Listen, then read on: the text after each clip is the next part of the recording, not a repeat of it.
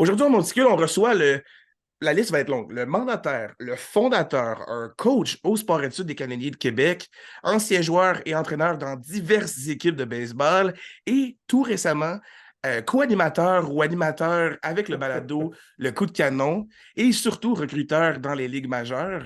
Je suis extrêmement choyé en fait de réussir à avoir Jean-Philippe Roy comme invité au podcast Le Monticule. Comment ça va, JP? Ça va bien, toi? Merci de me recevoir. Ça va très bien. Je suis surtout très content d'avoir réussi à trouver un trou dans nos deux horaires qui, des fois, se mixent un et l'autre parce que, naturellement, on fait tous des choses différentes, fait que ça ne fit pas tout le temps. Mais là, je suis content. Je peux réussir à poser des questions puis en apprendre plus. Puis surtout, avant de tomber dans les sujets les plus récents, parce que naturellement, tous les médias de sport quand on voit Édouard Julien faire des bonnes performances, souvent les canonniers ou J.P. Roy est relié régulièrement avec les performances qu'Édouard fait. J'ai une question par rapport à ça plus tard, mais je veux commencer par savoir, le baseball, là, avant que tu sois reconnu comme étant un coach, qu'est-ce que c'était J.P. Roy comme joueur? Ben, c'est ça. Écoute, moi, j'aime ça le rappeler que dans ma jeunesse, évidemment, j'étais un passionné. Tu sais, j'étais comme tout le monde dans mes années. Moi, j'ai 45 ans, donc dans mes années de jeune, c'était hockey, baseball tout le temps. Puis, baseball, je n'étais pas un joueur d'élite. J'étais un joueur une année de A, une année de 2A, une année de A, une année de 2A. Puis, à un moment donné, comme joueur, après ma saison Bantam 2A, parce que je ne fais même pas l'équipe régionale, il y a le camp d'entraînement du Midget 3 à l'époque, qui s'appelle les Condors de Charlebourg, les Capitales de Charlebourg à l'époque. Puis, euh, il n'y a pas de joueurs de mon association invité. Et là, mon association demande, écoutez, je ne suis pas au courant de ça, évidemment, là, je l'apprends plusieurs années plus tard. Puis, l'association dit, écoutez, il n'y a même pas de joueurs invités à votre camp d'entraînement du Midget 3. Pouvez-vous au moins avoir pitié de nous autres et nous inviter? Fait qu'il en invite deux. Ils ont été acceptés. Puis, l'histoire dira que ces deux-là ont fait l'équipe. Donc, c'est intéressant. C'était André Lachance, qui est une sommité de baseball au Canada, qui a été mon entraîneur, Benoît Lavigne, des frères Lavigne. Donc, ces coachs-là ne connaissaient pas beaucoup les joueurs de la région. Donc, eux autres, ils ont pris ce qu'ils ont vu dans le camp d'entraînement. Puis, je me fous que si tu as joué dans le Hall d'avant ou peu importe, on te prend, on pense dans les meilleurs. Fait que ça a été quand même une belle histoire. Puis, c'est sûr que ça me sert encore quand même, peut-être quelques années plus tard, dans mon travail, quand on fait des équipes coupées, il y a des parents déçus, puis on sort toujours de certains exemples, dont celle-là aussi. Donc, j'ai joué dans mon midget 3. Puis, cette année-là, midget 3, j'étais plus un joueur défensif, mais finalement, je fais l'équipe du Québec. Quand même du midget 3, donc je ne devais pas être si pire que ça au bâton quand même. Là. Puis, mais surtout, ma force, c'est surtout la défensive. Puis, cette année-là, par chance unique, le Québec représente le Canada à un championnat panaméricain. Donc, l'équipe du Québec se fait donner l'uniforme du Canada. Toute l'équipe, on s'en va faire un tournoi 15-17 jours aux États-Unis. Puis on joue contre. Tu sais, on a Brad Wilkerson, ça dit quoi, c'est l'ancien joueur des Expos qui est rendu coach avec les Yankees, mais quelques joueurs qui ont joué en baseball majeur, qui jouaient pour Team USA, évidemment, mais bon, Porto Rico, puis tout ce Mexique, ça a été vraiment une expérience unique. Puis même ce tournoi-là, c'est pour ça que je fais le lien rapidement, c'est que je n'étais quand même pas invité au camp d'entraînement au mois de mars, et je fais quand même l'équipe du Québec, puis j'ai quand même fait l'équipe d'étoiles de ce tournoi-là panaméricain. Donc, ça a été quand même un dans mes beaux moments dans ma carrière. Puis, par la suite, j'ai joué au baseball junior pour les Diamants de Québec pendant 6 ans. À l'époque, on commençait à l'âge de 17 ans, non pas 18, à jouer junior. Donc, j'ai joué jusqu'à 22 ans. Puis, de fil en aiguille, dans mes années juniors, j'étais allé quelques années à l'ABC. L'ABC était un peu plus vieille à l'époque dans le groupe d'âge. Maintenant, c'est plus du 15-19 ans. Maintenant, avant, c'était plus du 18-20-22 ans. Je ne m'étais jamais entraîné l'hiver, là, comme tous les joueurs de mon âge. Donc, c'est sûr que je pense que ça m'a aidé à être un meilleur joueur aussi. Puis, j'ai été une session aux États-Unis à travers mon parcours universitaire. À l'époque, il n'y avait pas beaucoup de contacts. C'est par moi-même. Il y avait une école qui est venue faire du recrutement d'étudiants. Moi, je suis allé là pour m'auto-promoter, comme on dit, comme joueur de baseball. Puis, je me suis réussi à me faufiler là. J'étais arrivé seulement à la session de janvier, trop tard, les tests, là, c'était la NCA, tout a été compliqué, mais j'ai vécu quand même une session là-bas à être avec une équipe. Donc, c'était un petit peu ça mon parcours de joueur. Puis, pour terminer, euh, à la fin de ma carrière de baseball junior, il y a les capitales qui viennent d'arriver en ville, et ça faisait seulement 1 an. Puis pour moi, c'était un beau petit bouchon intéressant. Ma carrière de baseball était finie, j'étais encore aux études. J'avais pas besoin j'habitais encore chez mes parents, j'avais 22 ans, donc je voulais essayer les capitales. Parce que des fois, les jeunes Québécois ne veulent pas essayer parce que, bon, c'est pas payé cher, puis là, le travail, puis là, l'école, puis tout. Donc, mais il y avait pas beaucoup de place. Le joueur réserviste au milieu d'avant-champ était un Québécois qui s'appelle Julien Lépine, qui était très, très bon, puis qui avait joué l'année d'avant pour les Capitales. Donc, tu sais, mes chances étaient minces, mais je me dis, je vais y aller, je vais m'entraîner tout l'hiver, je vais y aller, puis je l'aurais fait au moins, je l'aurais essayé, et non pas du oh, j'aurais pu jouer dans les Capitales, mais finalement, je ne l'ai pas fait. Donc, je m'en vais là, je fais le camp d'entraînement. Finalement, l'arrêt court partant et une petite maladie, donc il est à peu près absent 15-20 jours. Donc, l'escalade se fait. Julien Lépine, le réserviste, se ramasse à court partant. Moi, je me ramasse réserviste. Je commence la saison pour les Capitales. Je fais plusieurs matchs, quelques matchs plutôt, puis j'aurais au moins touché un petit peu ce volet-là. Le saut était gros. Hein.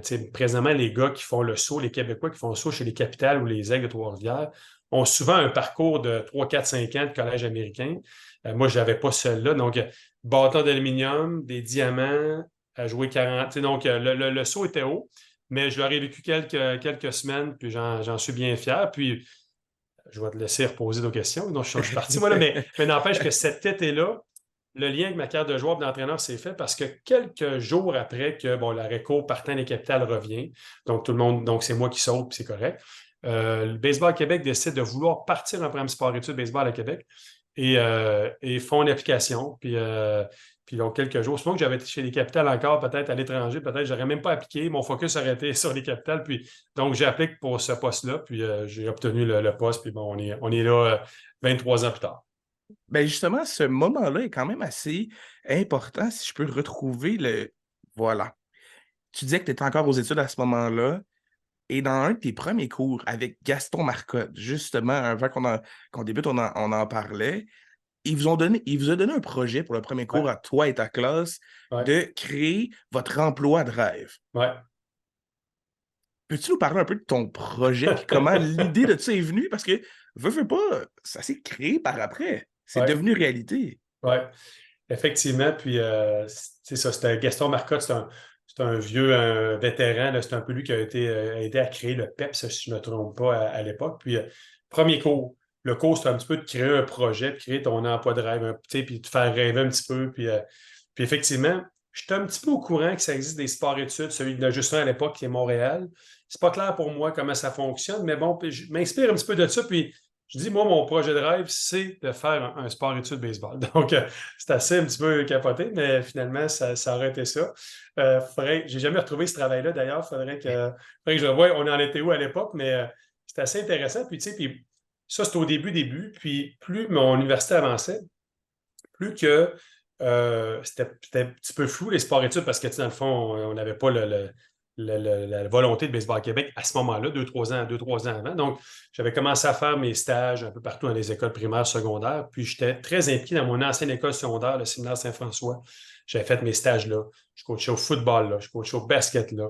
Donc, tu sais, mon plan avait un petit peu bifurqué de dire, je pense que je vais me ramasser là, prof au début à temps partiel pour avoir des tâches de coach puis de surveillant.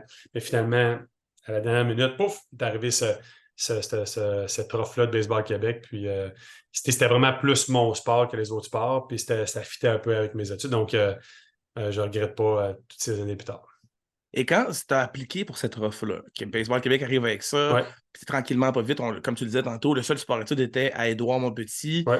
ce qui faisait dans les années 2000, quoi, 3, 4? C'est moi, dans le fond, la première année du sport-études, c'était en 2000. En Donc 2000, Édouard OK. Montpetit, c'est ça. Donc, Trois-Rivières avait parti en 99, Édouard Montpetit peut-être une dizaine d'années avant, là, effectivement. Puis à ce moment-là, dans ce que j'ai trouvé, dans le fond, c'est que tu as 22 ans. Si j'ai bien lu, ton père Ouais, t'aidait à se promener à ouais. travers la ville, à travers Québec pour réussir à trouver tout ce que tu avais besoin pour le sport-études parce qu'on était à quelques semaines du début du sport-études. Exactement, exactement. Tu sais, quand on pense présentement que les portes ouvertes, là, les futurs secondaires 1 qui vont rentrer en 2000, disons en 2023, qui rentrent dans quelques mois, eux autres, là, le 10 octobre, là, leur choix d'école est fait, leur choix, le camp d'évaluation de baseball est fait. Donc, nous, là, c'est au mois de juin, juillet OK, félicitations, le grand, on te donne le programme, mais tu n'as rien.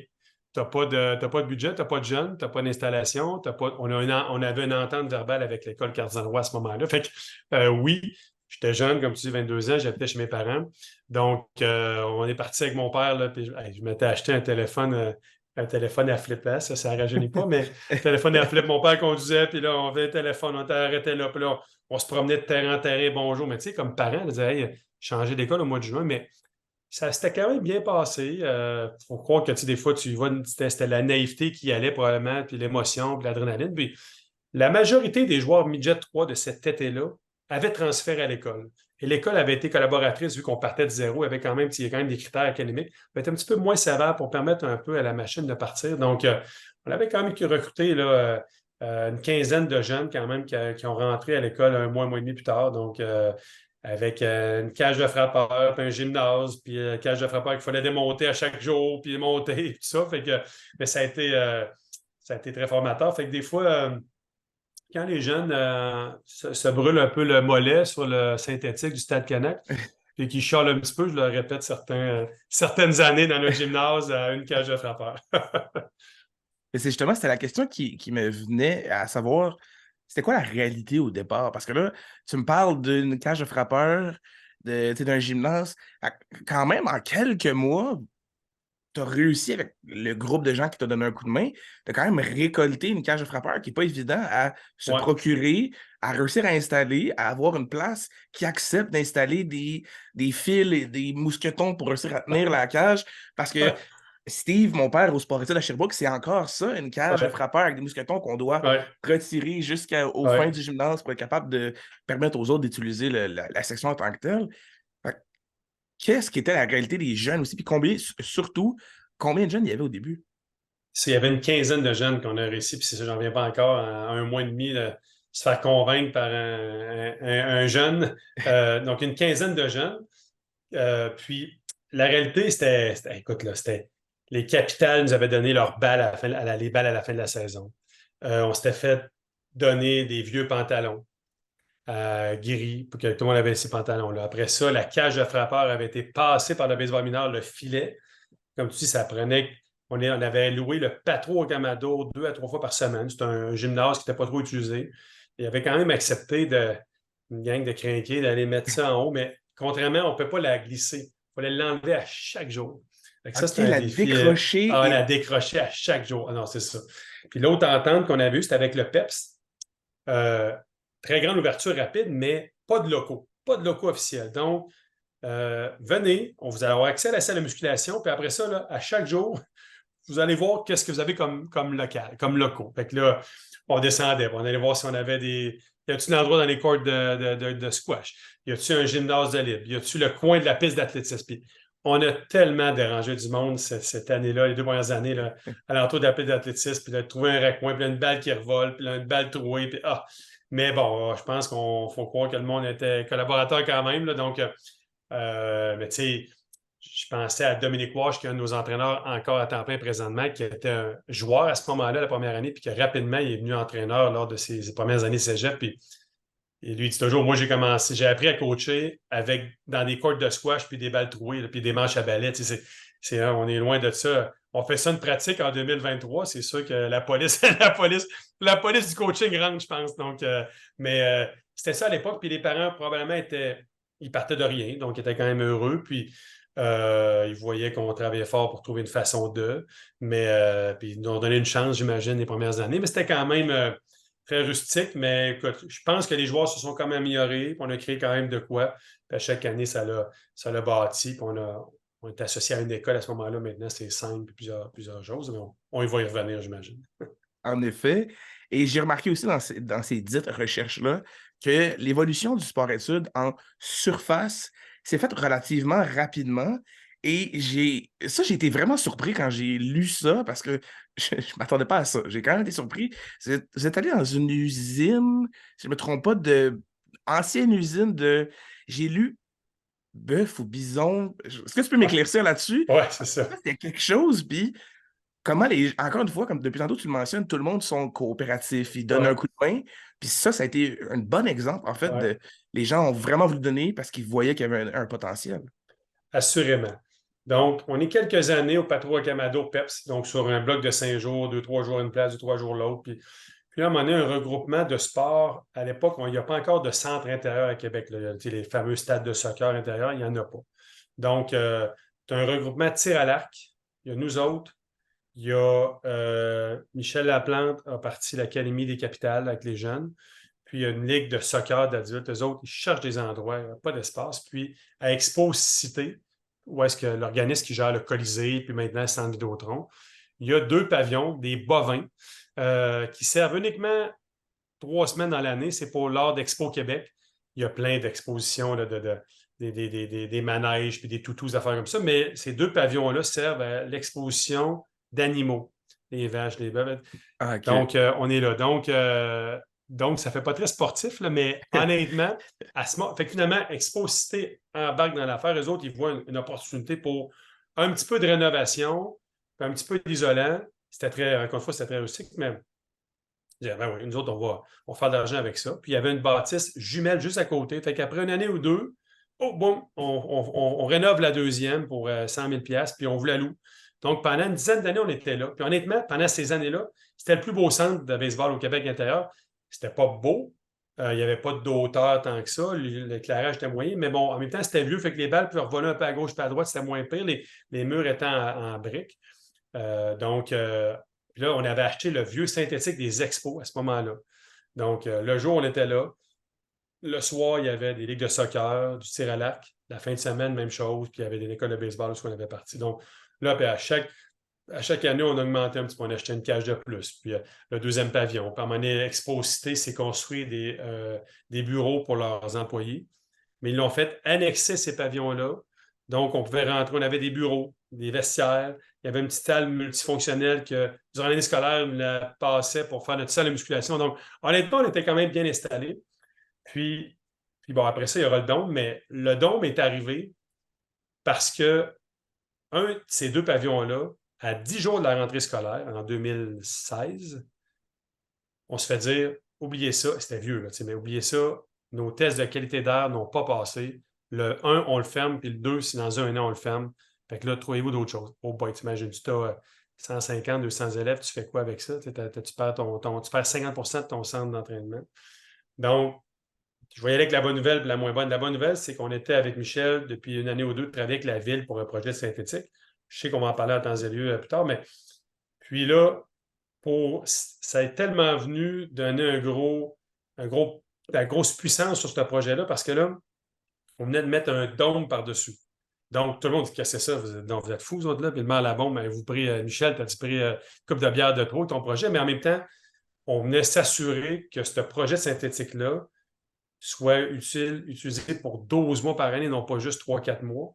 Donc, bref, c'est venu solidifier le projet, complexifier au niveau ingénierie, puis on n'avait pas de temps parce qu'à un moment donné, à la limite du camp d'entraînement des capitales, la saison commence tout. Mais donc, la mauvaise nouvelle est venue avec une bonne. Finalement, on connaît la suite qu'il y a eu un dôme. Ça a été très compliqué. Là, ça ne s'est pas fait de même. Mais donc, durant un an au sport-études, au moins, là, on savait, les parents ont su quelques semaines plus tard que le dôme s'en venait. Donc, ça les a fait accepter un peu que c'était cette année-là. Les jeunes allaient se promener un petit peu, une journée à telle place, l'autre journée dans un gymnase, l'autre dans un stade de soccer, puis bon. Mais il y avait un projet de fou qui s'en venait, donc c'était vraiment moins pire. Fait que c'était un peu ça pour les premières années, l'évolution des centres d'entraînement. Et ça me fait me poser la question parce que naturellement, tu as formé à travers ces années-là beaucoup de joueurs qui ont atteint des niveaux assez intéressants. Euh, Là, ma connaissance est vraiment loin à savoir si Edouard étant lui qui est le plus récent en ce moment, qui a atteint les majeurs, qui l'est encore présentement, est-ce qu'il faisait partie des jeunes qui a été Ouais, dans cet endroit-là d'exposité? ouais, ouais. Edouard a Et pratiqué Exposité et il n'a jamais pratiqué comme athlète au Dôme. Là, évidemment, comme athlète, excuse, du sport-études. Puis là, Mhm. depuis quelques années, bien, c'est une des raisons pour lesquelles il revient l'hiver ici et non pas passer ses hivers en Floride ou en Arizona, quelque chose de même chez un ami. Il y a des installations professionnelles à 2 coins de rue de chez lui, puis il passe ses hivers ici. Donc, mais lui, il a vécu Expo Cité, qui était quand même très bien. Hein. Il a pu frapper, il a pu attraper des roulants. Là, donc, mais oui, c'est ça, ça a été intéressant.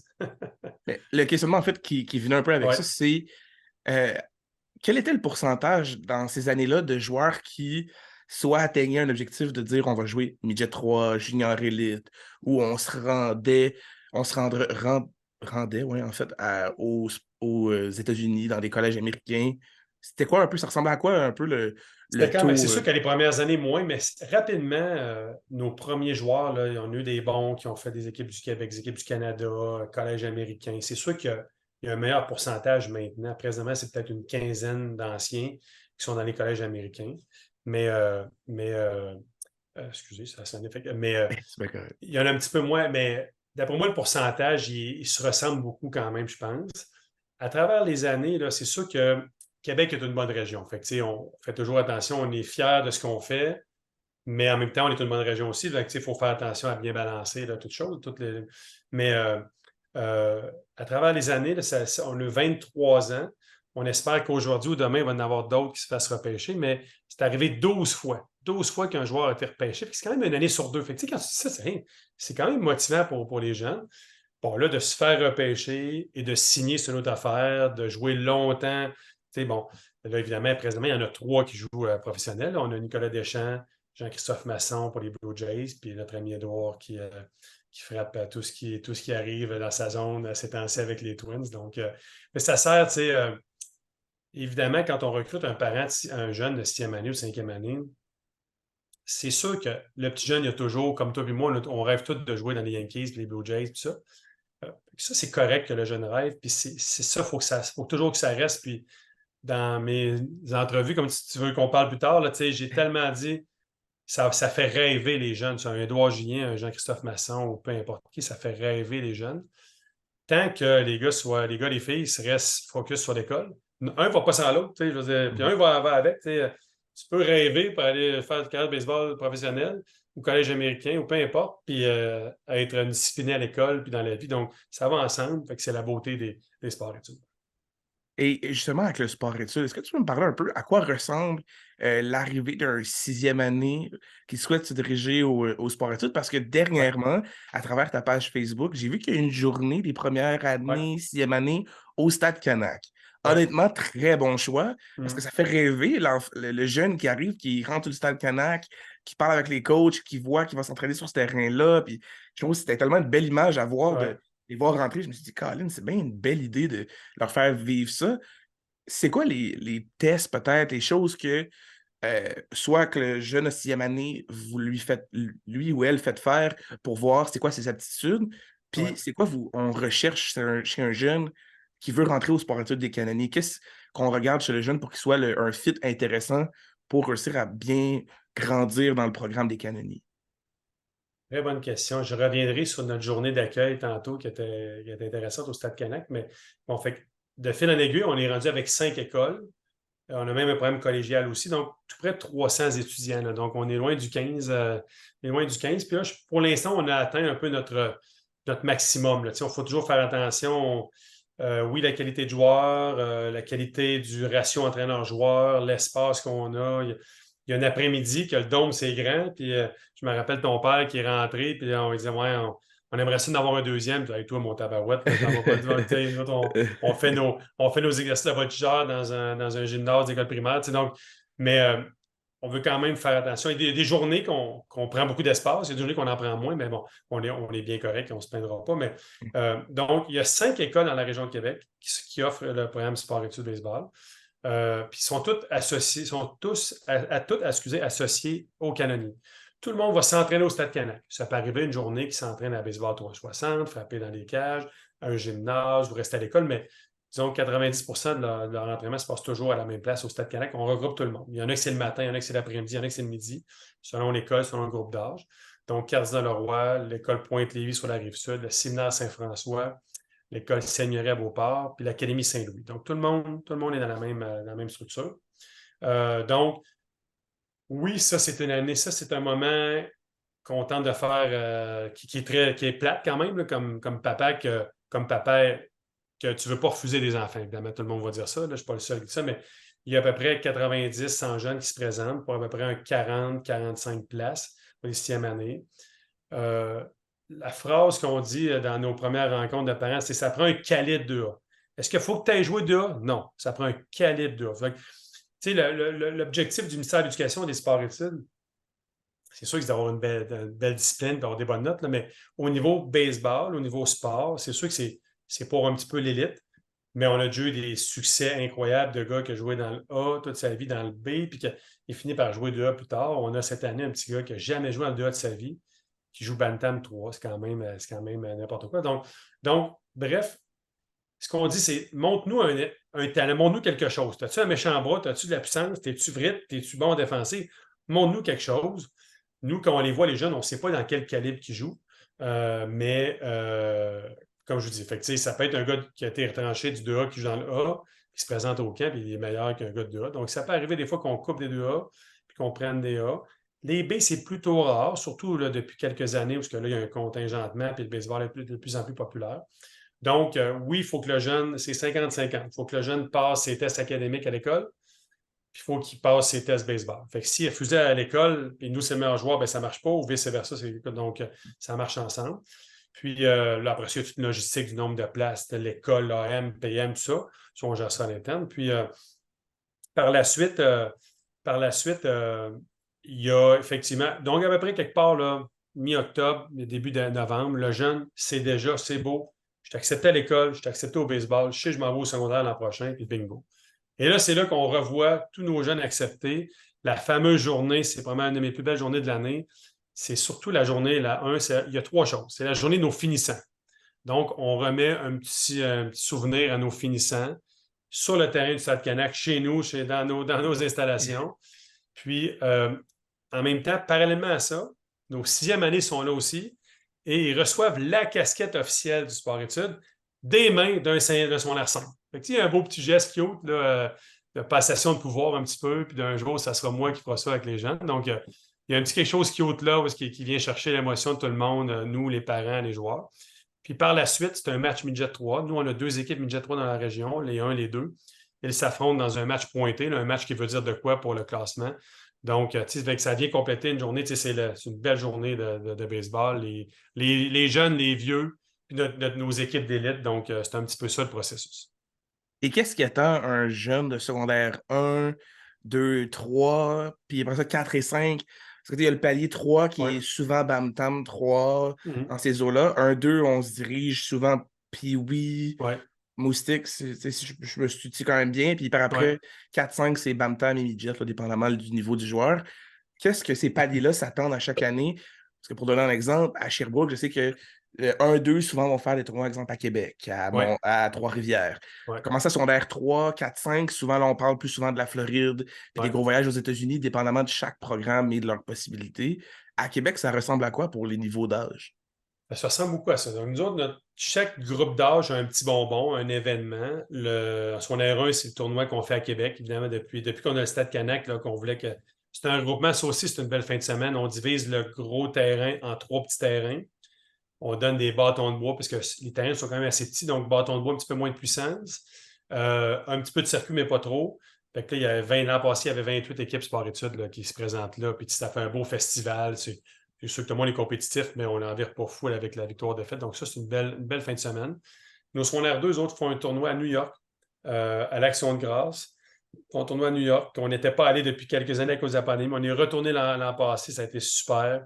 Le calibre est assez fort. On est capable d'être compétitif. On mange des fois un petit peu de volée, mais c'est une belle expérience. Puis là-bas, il y a plein de sites, mais le site principal, c'est 7 terrains synthétiques un à côté de l'autre. C'est quand même incroyable, c'est ça.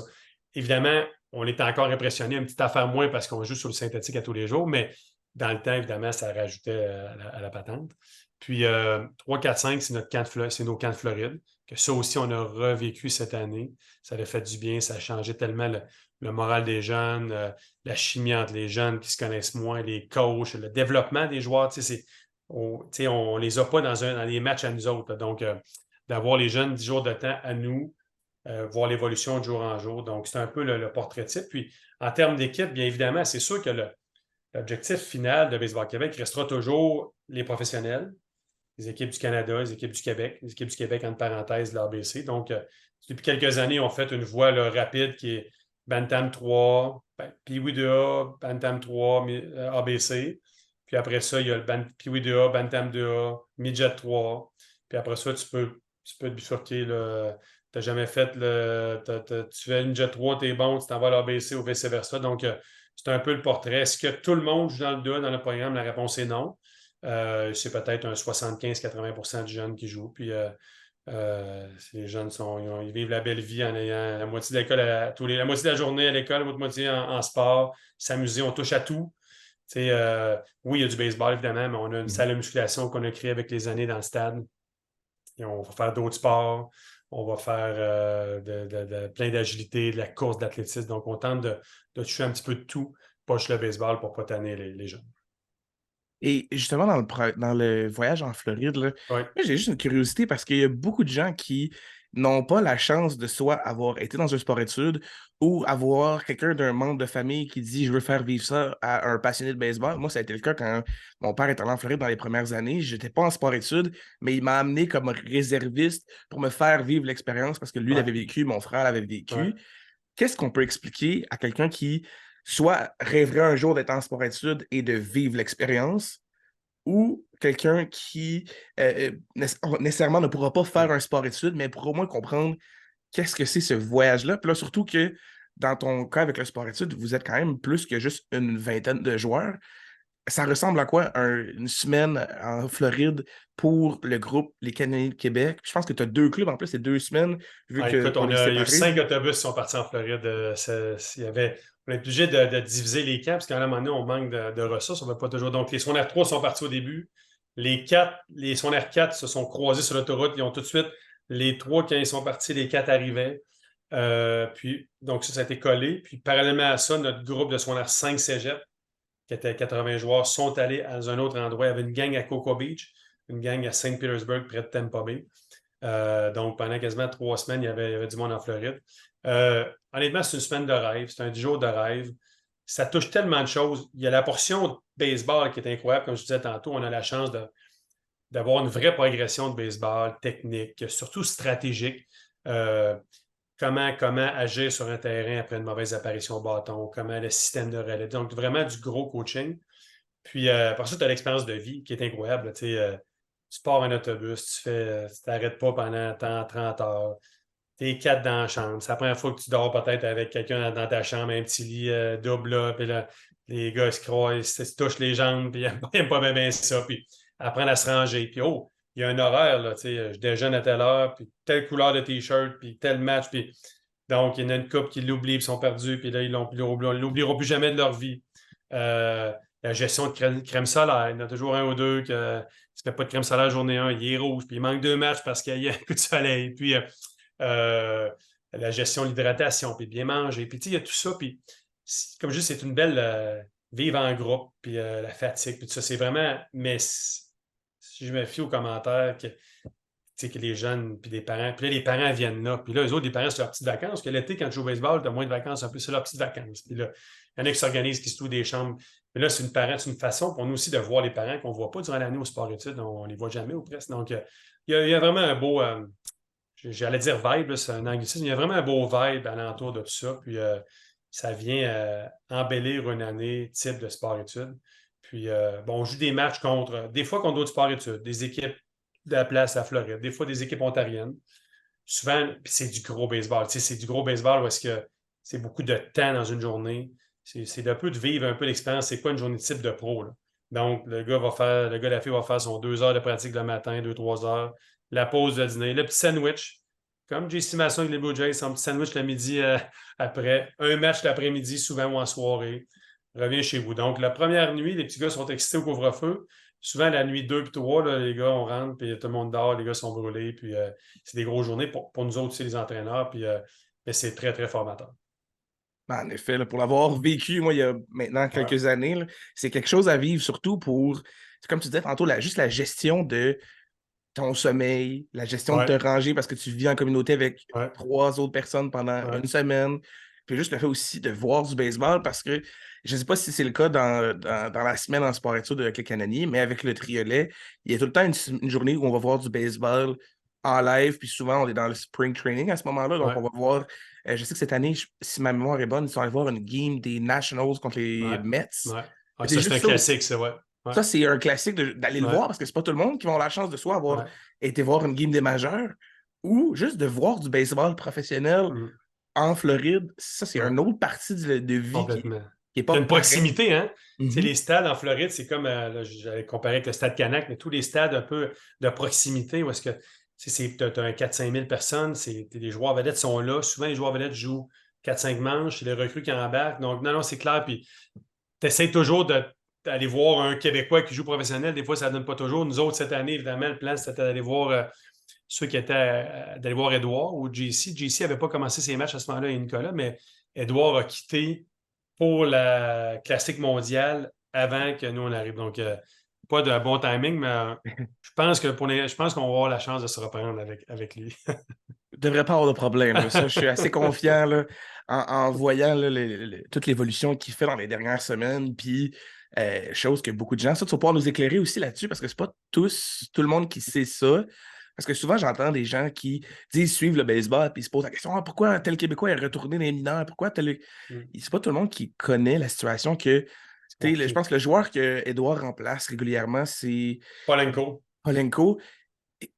Souvent, le joueur va revenir parce qu'il n'est plus de sa blessure. Fait qu'Edouard doit redescendre. Il y a un business, il y a un suivi qui Ouais, doit être fait. ouais, C'est pas tout le monde qui comprend ça parce que même s'il a frappé pour 300 quelques pendant ouais, ces 10 jours qu'il est là, la logique veut il y a un côté business dans ça. Là. Il ouais, donne plus d'argent à Polenko. Fait que c'est normal qu'il va revenir ouais, jouer parce qu'il rapporte X nombre de choses. ouais.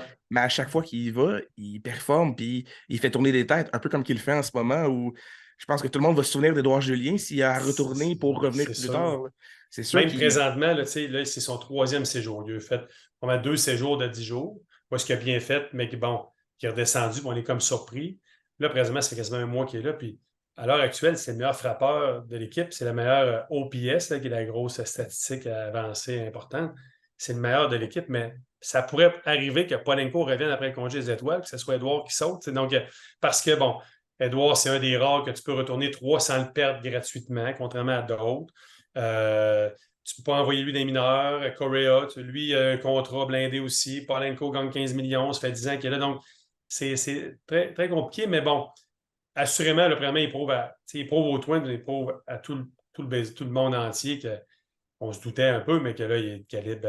Puis on voit la progression, il fera beaucoup plus les balles à effet. On en reparlera d'Edouard Julien tantôt, ça fait partie des questions, mais il ne faut pas que je m'emballe trop, là. C'est bien correct. Mais en fait, on tombe un peu dans ce Ouais, domaine-là parce que, tu sais, veux pas, là, tous les sports-études à un certain point vont voir un joueur ou une joueuse se rendre au niveau le plus haut qu'il souhaite se rendre, ouais, que ça soit de jouer Midget 3, jouer Junior Elite, jouer aux États-Unis dans un collège, jouer dans une université. On a vu que Rosalie Dufresne avec ouais, les Canonniers s'est dirigée dans le softball américain. ouais. En fait, mon questionnement avant de se diriger là, c'est parce que je voulais pas l'oublier, parce que je me suis dit, je voulais poser la question. Euh, Beaucoup, dans les derniers mois, dernières années, on a vu le sport-études des Canadiens, souvent par eux-mêmes, diriger un joueur ou une joueuse vers un programme aux États-Unis. Sans curiosité, en fait, quel joueur a été le premier que vous avez dirigé avec les Canadiens aux États-Unis?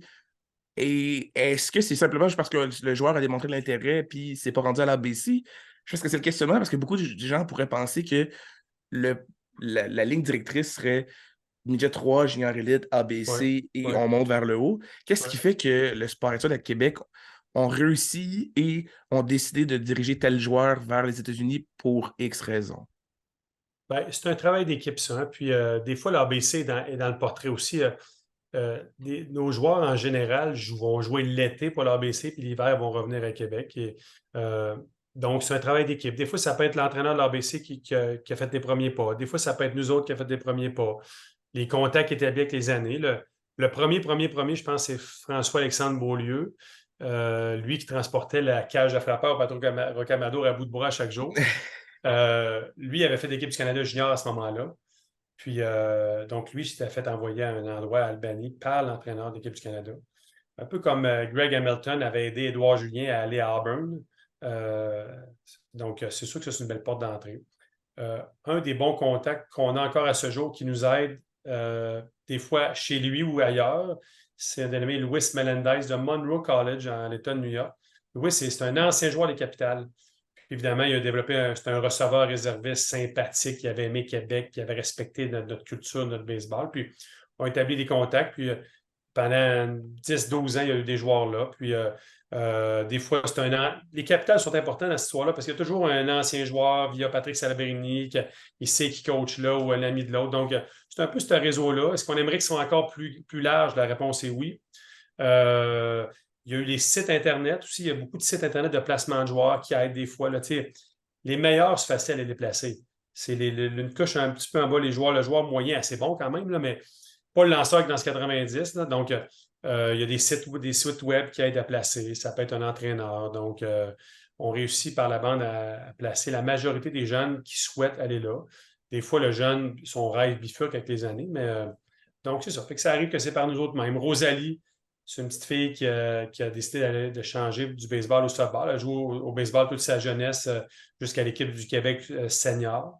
Elle avait fait un camp avec l'équipe du Canada. Puis elle a trouvé ça plate un peu que sa carrière à 19-20 ans arrête, puis qu'elle était un peu plafonnée. Donc là, elle voulait vivre un peu ce que les gars vivent. Elle s'entraîne depuis des années avec les gars collégiales, puis les receveurs, des lanceurs qui lancent 90. C'est excellente en passant. Puis, fait qu'un peu par elle-même, elle nous a dit hey, moi, j'aimerais ça vivre ça, puis vous m'aider.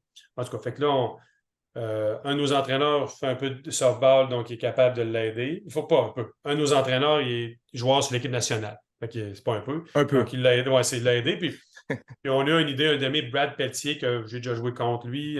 On voit qu'il est impliqué beaucoup dans le softball, Québec, placement de joueurs. Fait que je l'avais appelé, on fait quoi avec ça? Donc, il nous avait donné un coup de main, il a référé une agence, puis l'agence l'a placé. Donc, on tente par différents moyens d'aider ces jeunes-là à se faire placer. Et tu parlais d'entraîneurs qui étaient présents au sport-études. Peux-tu me parler un peu? Premièrement, j'ai vu dernièrement qu'il y a beaucoup. Je connaissais un petit peu moins ça, mais je l'ai découvert dernièrement. Il y a une formation aux États-Unis pour les entraîneurs. Est-ce que c'est quelque chose que tu fais faire des types de formations où tu amènes tes entraîneurs et plusieurs autres entraîneurs qui discutent et qui partagent des connaissances? Et comment aussi tu choisis tes entraîneurs pour rentrer dans le programme des canonniers et enseigner aux élèves? Très bonne question. Puis, je vais toujours dire, peut-être même dans mon speech de retraite, que ma grande qualité comme être humain, c'est de bien m'entourer.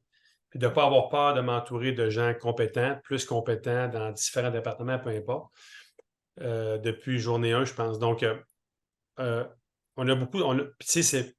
L'objectif était aussi de créer des emplois à temps plein.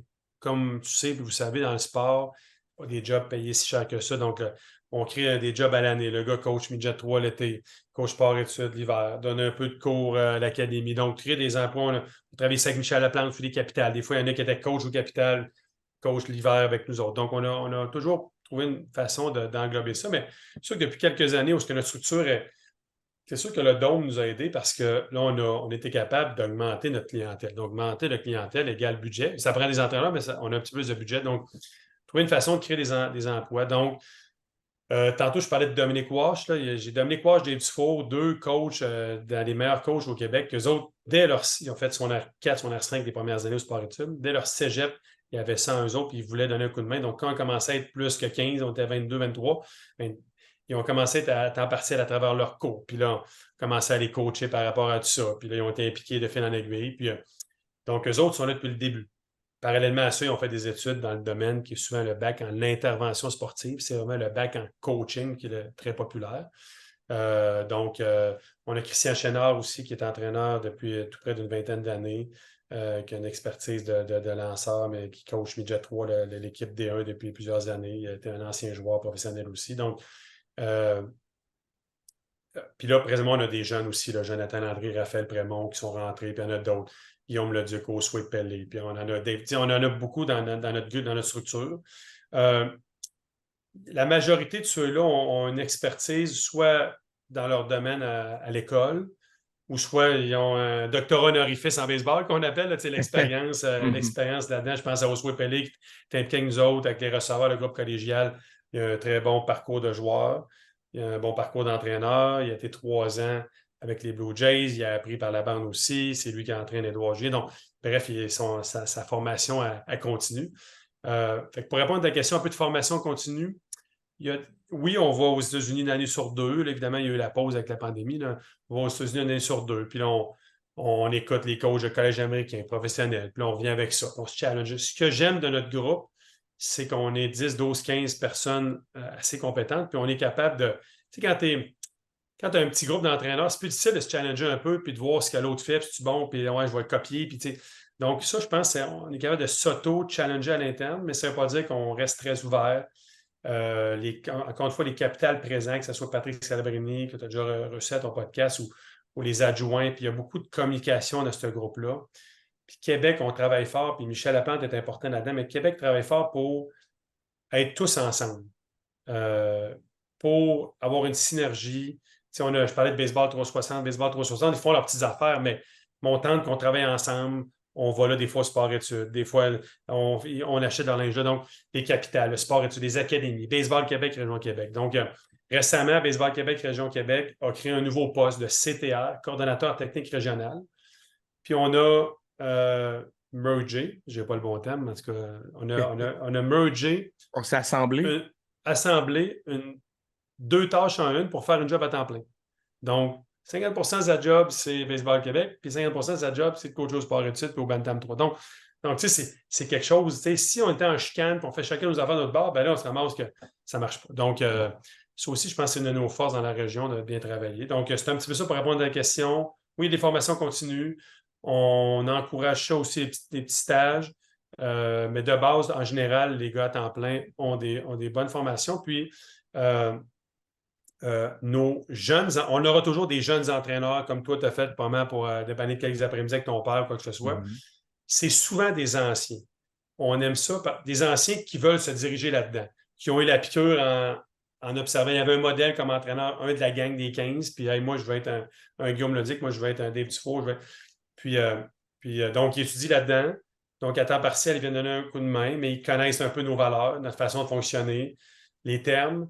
Donc, on leur donne un groupe de bâtons, un groupe de défensifs, ils viennent 2-3 après-midi par semaine. Fait que là, ça, j'aime beaucoup ça parce que ça, c'est un peu la continuité puis l'espèce de roue qui tourne que le gars était jeune, il est rendu entraîneur, puis là, etc. Donc, c'est bien, bien le fun de voir le dynamisme de nos vingtaines d'entraîneurs qu'on a. Et là vient le moment où j'avais vraiment hâte de t'en parler parce que j'ai vu la vidéo quelques minutes après qu'elle soit postée. Parce que je me souviens, je le vois passer, mon père m'écrit: T'as-tu vu ça passer? JP a posté ça, ça vient d'arriver. Puis moi, je suivais un petit peu le match, j'ai écouté la vidéo et on sent l'émotion de fierté dans ta voix quand tu décris la présence d'Edouard au bâton au Yankee Stadium, lui qui frappe son circuit à l'opposé. Puis on voit la famille, tout le monde est fier et Ouais. vraiment comme le sentiment de faits accomplis, que tout est réussi. En fait, j'ai plusieurs questions, il ne faut pas que je me mélange dans tout ça. Ouais, c'est ça. La première chose étant, à quel moment tu as su qu'il allait jouer au Yankee Stadium et tu t'es dit, on va partir en groupe, on va aller dans ce voyage-là, puis suivre, je pense que vous avez suivi un 2 à 3 matchs, là, un Plus après que l'autre. ça, 5. 5, OK. Ben, au fait, écoute, c'est intéressant, puis je pense que les téléspectateurs aiment ça, entendre ces histoires-là, cette histoire-là. Mais bon, Édouard, évidemment, c'est un joueur de notre programme qui a fait 5 ans au secondaire puis un année au collégial. Puis, bon, on a créé des liens comme tous les petits jeunes qu'on tente de créer des liens. Mais évidemment, il est arrivé quelque part vers la fin de ce secondaire où est-ce que ça leur rapprochait un peu les liens. Son père est tombé malade.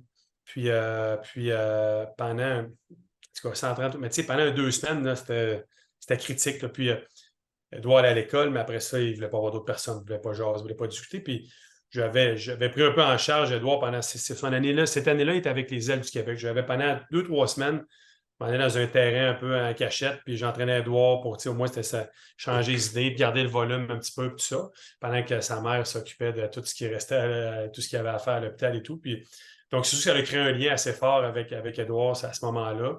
Mais c'est sûr que dans une année avant ça, il commençait à être invité un peu à gauche, à droite dans les camps d'évaluation. Fait que j'étais souvent dans ce genre d'événement-là. Donc, on s'est créé un lien un petit peu là. Puis, comme n'importe quel ancien qui est aux États-Unis, comment ça va? Puis, hey, j'ai vu que tu avais un beau coup ça hier. Fait que, tu sais, Edouard, comme les autres, on garde un contact, mais il est un petit peu plus privilégié avec Edouard à cause de cet événement-là. Puis, toujours garder un bon contact avec le père, la famille, puis Edouard, durant toute sa carrière de collège américain. Donc, là, à un moment donné, ben, se faire pêcher, puis signe, puis le monde, tu sais, on vient exciter un peu tout le monde, puis ça reste, on veut toujours y croire, mais ça reste que il va te jouer des majeurs un jour, tu sais, on ne le sait pas, mais jusqu'à temps, là, que depuis, disons, dans la dernière année où est-ce qu'il joue 2A, il est très, très bon. Il va à la Ligue, ça s'appelle la Ligue de l'Arizona. Tous les meilleurs prospects de chaque équipe, 3 à 5 prospects de chaque équipe se rejoignent là, puis ils se font une petite ligue de 5-6 équipes, ils jouent ensemble pendant un mois de temps. Les Guerrero, les Bichettes sont allés à ce genre de ligue-là. Abraham Taureau est allé là, Charles Leblanc aussi. Donc, juste d'être invité là, c'est spectaculaire. Tu te dis, OK, si tu es invité là, à un moment donné, il y a quelqu'un qui va te donner la chance de jouer dans le baseball majeur. Il fait même l'équipe d'étoiles de cette ligue-là. Donc, là, tu te dis, OK, Edouard, un jour, il aura sa chance. Puis là, il est invité aussi à la Classique mondiale. Il joue, il y a un tournoi incroyable. Dans le camp d'entraînement des Twins, il n'est pas là longtemps, mais il réussit, exemple, je pense, un de ses premiers matchs, il fait 2 circuits dans le même match. Fait que là, à un moment donné, tu dis, OK, là, à un moment donné, fait que là, après, disons, l'hiver passé, quand on le côtoyait là, au Dôme, ben, on ne parle pas toujours de ça avec lui, évidemment, mais on se disait, là, il va se faire rappeler. L'été prochain, à un moment donné, à quelque part, il va se faire rappeler peut-être en juillet ou août. Et le 11 avril, Edouard joue, il commence l'année 3, ce qui est correct, un bon début de saison, puis on regarde un petit peu des fois, on regarde du coin de l'œil un peu ses apparitions au bâton quand on peut, puis on revient, on coule en arrière, qu'on l'a manqué, peu importe. Fait que, puis, mais tellement que, tu sais, Edouard, évidemment, il a maturé, il est rendu à 23 ans maintenant, mais cet hiver, dans quelques discussions un peu plus profondes que j'avais avec lui, Edouard, quand il est parti, puis Edouard est toujours reconnaissant, tu sais, qu'on lui permette d'utiliser le dôme. Puis, dans la pandémie, parce que le dôme était fermé, mais lui, il avait comme le droit comme athlète professionnel. Là, c'était compliqué, mais il avait quand même accès au dôme. Là, donc, il est il nous remercie beaucoup souvent de ça, la gang, pas juste moi. Là. Puis quand donné le petit collier de départ, je dis, Edouard, moi, je te demande juste une chose.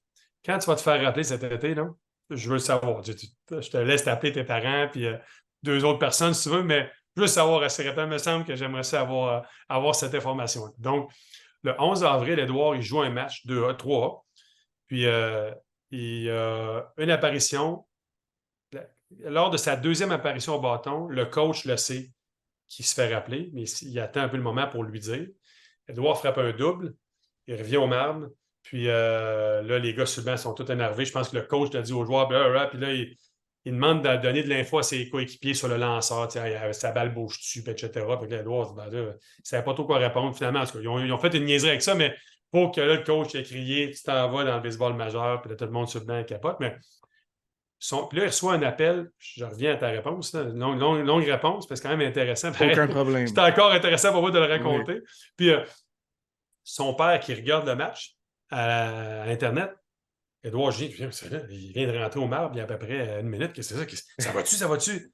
Papa, je suis rappelé en baseball majeur. Fait que ça, c'est la première personne. Après ça, aussi, de rejoindre sa mère. Sa mère avait un cours de yoga. Puis bon. Mais quelques minutes plus tard, là, je ne sais pas, secondes ou minutes, Edouard m'a texté, comme prévu, les gentils en tabarouette, pareil, là.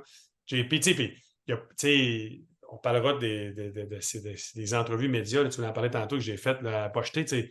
Mais je suis proche, mais il n'y a pas juste moi dans la vie. J'ai d'autres entraîneurs qui sont importants, d'autres personnes, d'autres. Donc... Mais bref, il a pris le temps pareil. Il est respectueux des 6 années qu'il a passé avec nous autres. Fait que ça, c'est vraiment cool. Puis, donc, en plein match, là, il était sorti du match, évidemment, pour pas qu'il se blesse. Fait que là j'ai crié là, pas possible. Puis, il y avait un bon ami de la famille qui est Jean-Christophe Dupuis, qui est un des employés actionnaires de Baseball 360, un des anciens entraîneurs d'Edouard dans le baseball mineur, puis il a créé un lien avec la famille avec les années. On s'était dit, nous autres, on ne manque pas notre coup. Mais moi, je m'étais dit, ça va arriver peut-être une fois dans ma carrière qu'un autre ancien va jouer en baseball majeur, je ne manque pas ça. Peu importe c'est où, c'est quand, je ne manque pas ça, à part peut-être des raisons de mortalité dans ma famille. Là. Donc, mais là, le problème, c'est que là, on s'appelle, puis là, parle au père. Là. Fait que là, le lendemain, ça, on est à 7-8 heures le soir, là. Mais le lendemain, midi, je joue au Minnesota. Donc là, tu fais, tu sais, Minnesota, c'est pas une destination de même. Donc, évidemment, de Québec, oublie ça. On trouve un vol de Montréal le lendemain à 8 heures, arrive à 11 heures, je joue le lendemain. Fait que là, finalement, père, mère, sœur, Jean-Christophe Dupuis et moi-même, On prend le vol, on part à 2 heures du matin. On n'a pas dormi une seconde, évidemment. Arrive là à 5 heures, c'était arrivé à Montréal. Prend le vol à 7h30, 8 heures. Arrive là-bas, court pour pas manquer notre temps. Se fait faire une chemise d'Edouard Julien, puis il n'avait pas en stock, eux autres. Hein? Ça venait d'arriver la veille. Donc, puis on ne savait pas, parce que tout le monde nous trouvait un peu fou, parce que c'était un match au Minnesota, le dernier d'une série de 3 matchs. Puis après ça, il s'en allait jouer pour les Yankees. Donc, il y a beaucoup de monde qui vont dire calme-toi, il ne jouera pas. Parce qu'Edouard, lui, là, il l'a su à 7-8 heures, mais il n'y a pas des vols. Là, puis le propriétaire n'est pas allé le chercher avec son jet privé. Lui, c'est le lendemain matin, il prenait le vol à 6 heures du matin pour aller à Minnesota, mais tout le monde dit rien, ils ne feront pas jouer. On va faire un vol à 2-3 heures d'avion, puis jouer à 1 heure après, ça ne se fait pas. Et nous autres, on s'était dit si jamais il embarque un 7e manche, puis qu'on n'est pas là, on va le regretter toute notre vie, on part. On s'en fout, on part, puis on se trouvera un vol pour aller à New York plus tard, mais tu sais, c'était assez spectaculaire comme aventure. Donc, finalement, il joue. On voit ça, il est partant. Fait que là, on capote, puis il y a eu tellement de moments d'émotion dans ces 24 heures-là. Donc, on arrive là au terrain, on voit Edouard, il y a plein de moments émotifs. Là. On débarque du taxi, on voit le terrain, c'est émouvant. On arrive là, moi, je voulais être sur le bord de la grille comme un groupie quand il allait sortir, la brise s'échauffer. Encore après ça, première impression au bâton. Puis donc, il y a eu ça. On l'a vu après le match. On a été quand même bien accueillis par quelqu'un des Twins là, qui savait qu'on venait de la famille. Puis il nous a amenés en bas voir Edouard. Edouard était très content. Puis donc, c'est ça. Donc après ça, pas longtemps après, eux autres, ils s'en allaient en direction de New York. Nous autres, OK, c'est vrai, il faut se trouver un vol. Se trouve un vol le lendemain matin, part de New York, dort pas encore trop ce nuit-là. Puis là, on arrive. Puis il y a d'autres personnes qui sont venues nous rejoindre à New York. Certains entraîneurs, sa gang d'amis de Québec. Donc, on était peut-être 20-25 à New York là, à voir. Fait que ça aussi, ça l'a. On a vécu un beau moment au Minnesota, mais de le vivre à 25, même les amis d'Edouard que je n'avais jamais vus, c'était nos grands chums pendant ces 24-36 heures-là. Puis bon, comme tu as raconté d'entrée de jeu, bien là, Yankee Stadium, c'est quelque chose encore pareil. Hein. Ce débarque-là, tu vois ça, on apprend qu'il joue, on voit un peu sa pratique au bâton, tu le vois à l'écran, puis bon, fait que là, il est premier frappeur, je pense, du match. Son premier coup sûr. Fait que là, dans le bas de la clôture, tout le monde capote, on crie, c'est l'enfer. On n'a pas le temps de relaxer, on est encore debout. Les Twins font 7 points ce manche-là. Edouard revient au bâton et la catapulte l'autre bord, de où la vidéo que j'ai l'air un peu cinglé, mais c'est ça. C'était l'émotion du moment. C'était impossible ce qui a pu arriver là à ce moment-là. Au Yankee Stadium, un gars de Québec, son deuxième match dans le baseball majeur, 2 coups sûrs dans la même manche, dont un circuit. Je veux dire, c'était improbable d'avoir fait ça. Fait que, après ça, on a vu le reste de la série. Ça a été spectaculaire. Ben, tu nous as fait tous vivre des frissons à travers ça. Là. Même moi, je l'ai réécouté 2-3 fois en me disant c'est quelque chose, là, un gars du Québec qui réussit à faire ça. Tu sais, oui, on a vu les Abraham Taureau qui a vécu le circuit qui a permis à Justin Verlander de terminer son match sans point de coup sûr. Charles qui, la fin de l'été passé, a réussi à avoir une belle fin de saison avec les Marlins. Mais tu sais, de voir un autre Québécois réussir à bien performer, là, on a 3 Québécois qui sont très, très proches d'atteindre les niveaux des ligues majeures. Puis, à mon souvenir, on n'a pas eu régulièrement 3-4 Québécois proches des ligues majeures. Quand il y en avait un, il y en avait d'autres qui étaient dans le programme, dans l'organisation, mais il y avait comme une couple d'années qui est séparée entre les deux. Là, c'est comme les premières fois qu'on a plusieurs Québécois qui frôlent tout l'univers des ligues majeures. Fait que c'est juste ça, c'est toute qu'une bonne nouvelle qu'on a. Puis là, en ce moment, ben, comme on dit, il défonce tout. Là. Il est en feu, puis il y a de la constance. C'est surtout ça qui, je crois, va l'aider beaucoup comparativement à... là, je parle d'Abraham parce que je sais qu'il y a un temps où c'était plus difficile un petit peu au bâton, qu'il y avait des bonnes performances dans l'avant-champ ou dans le champ extérieur, mais qu'au bâton, c'était un peu plus difficile, ce qui avait causé son retour aux mineurs. Mais lui, en ce moment, à chaque fois qu'il vient, il réussit à être constant, à bien performer, puis surtout à performer dans des moments de pression. Ça, c'est des choses que c'est pas tout le monde qui sont capables de faire. Puis en ce moment, Edouard le fait avec brio. Absolument. Tu sais, puis moi, je n'étais pas conscient, puis je probablement que n'importe qui n'était pas conscient à part lui, parce que lui, il a toujours été très, très confiant. J'ai toujours dit qu'il n'a jamais été arrogant, mais très confiant. Quand on s'est déplacé, là, quand tu parles je ne veux pas name dropper des noms, mais tu sais, quand tu parles à Justin Morneau, parce que dans le corridor, en attendant Edouard, il y a plein de monde qui hey, bonjour, ils savaient qu'on était là, fait que mais surtout parler aux parents, là, moi, ils se sacraient bien de moi, mais tu sais, parle à Justin Morneau, puis là, il explique puis, comment il est bien vu par l'organisation, puis il parle à un autre, puis par un joueur, puis l'autre, puis les articles, puis là, tu commences À New York, on a vu son agent, puis c'est l'agent justement de Justin Verlander, puis une couple de. Puis là, il nous explique un peu le plan, puis c'est quoi, tu vois qu'il est vraiment vu big. Puis quand il est là, il frappe pas neuf, là, il frappe 1, 2, 3, 4. Là, là, tu fais, c'est comme, on peut pas être.